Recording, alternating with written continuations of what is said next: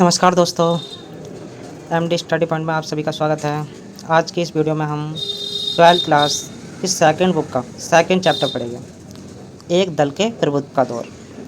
इस वीडियो में हम जिन जिन पॉइंटों को कवर करेंगे उनकी तरफ एक बार नज़र डालते हैं। पहला, प्रथम आम चुनाव। दूसरा, कांग्रेस पार्टी की स्थापना। प्रथम 3 चुनाव में कांग्रेस के जीतने के कारण, चुनावों के परिणाम, कांग्रेस पार्टी एक विचारधात्मक संगठन के रूप में कैसे उभरी, इन सभी टॉपिकों को हम इस वीडियो में क्लियर करेंगे। हमारे पास कुछ इम्पोर्टेंट पॉइंट दे रखे हैं जिनके बारे में आप सभी को पता होना चाहिए। जैसे भारत का संविधान 26 नवंबर 1949 को बनकर तैयार हुआ।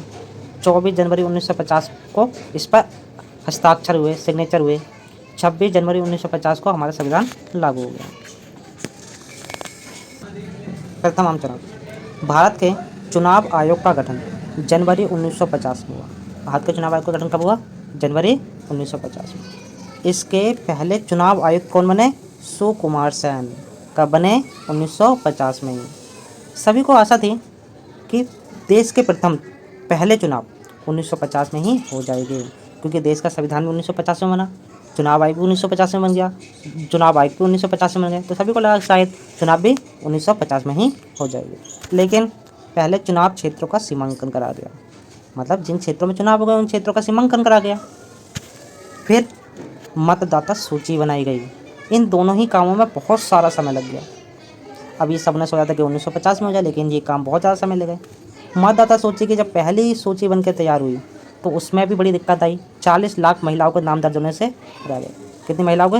40 लाख महिलाओं के नाम गलत दर्ज हुए थे, जिन्हें अल्लाह की बेटी फलाकी बीवी के नाम से दर्ज किया गया था। मतलब कि वोटर लिस्ट में जिन महिलाओं के नाम, मतलब कि 40 लाख महिलाएं ऐसी थी जिनके पहचान पत्र तो बन गए थे, इनके वोट तो बन गए थे, लेकिन उन वोट पे उनका नाम नहीं था। उनके पति का नाम होता था या उनके पिता का नाम होता था।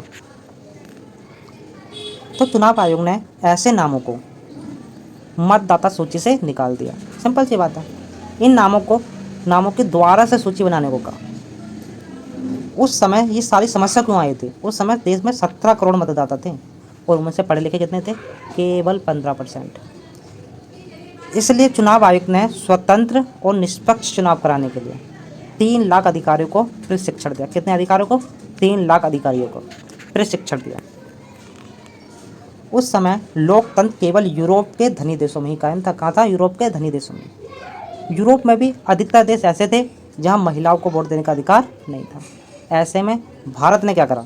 सार्वभौमिक वयस्क मताधिकार के आधार पर चुनाव कराए। किसके आधार पर?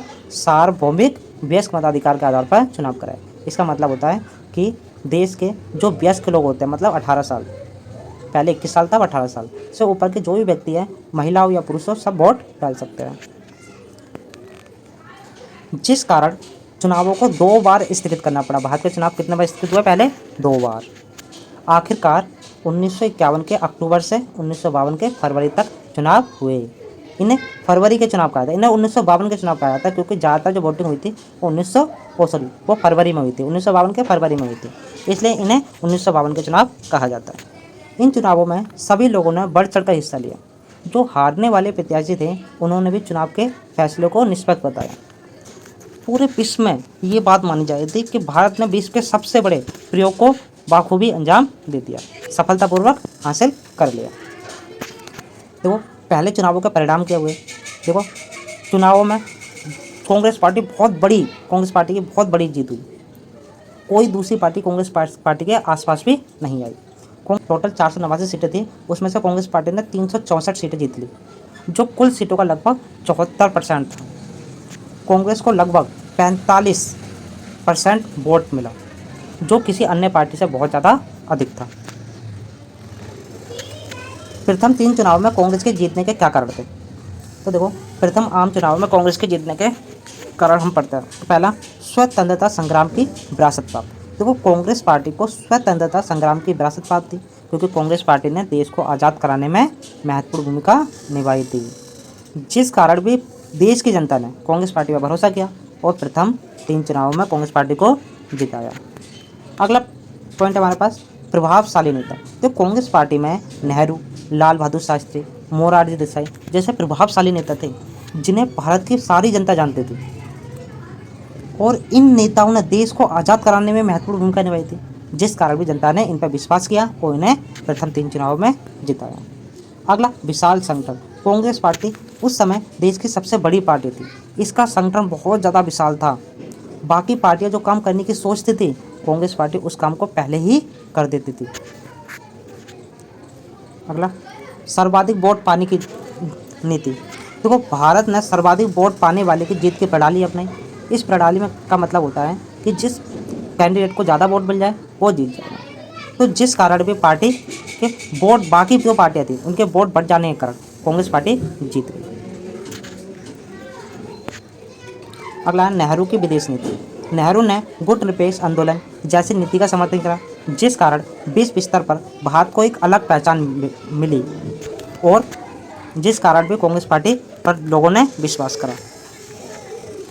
अगला है कांग्रेस की स्थापना। देखो भाई, कांग्रेस पार्टी की स्थापना कैसी?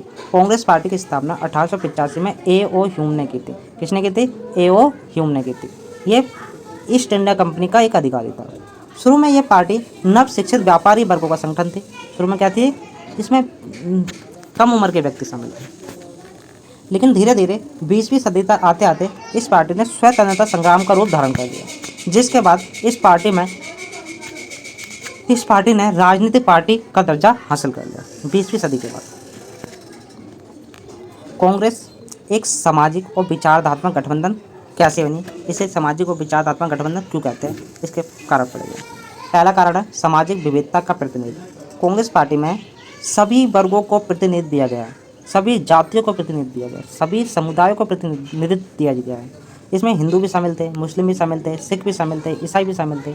इस कारण भी इसे सामाजिक और विचारधात्मक गठबंधन कहते हैं। अगला कारण पढ़ेंगे हम। देखो, विचारधात्मक विविधता। कांग्रेस पार्टी में वामपंथी, दक्षिणपंथी, शांतिवादी, क्रांतिवादी सभी विचारधारा को मानने वाले लोग थे। अलग अलग विचारधारा को मानने वाले लोग इसमें शामिल थे। समाजवाद और उदारवाद का मेल। कांग्रेस पार्टी में समाजवादी भी थे और उदारवादी भी थे। इन सभी कारणों की वजह से कांग्रेस पार्टी को सामाजिक और विचारधात्मक गठबंधन कहते हैं।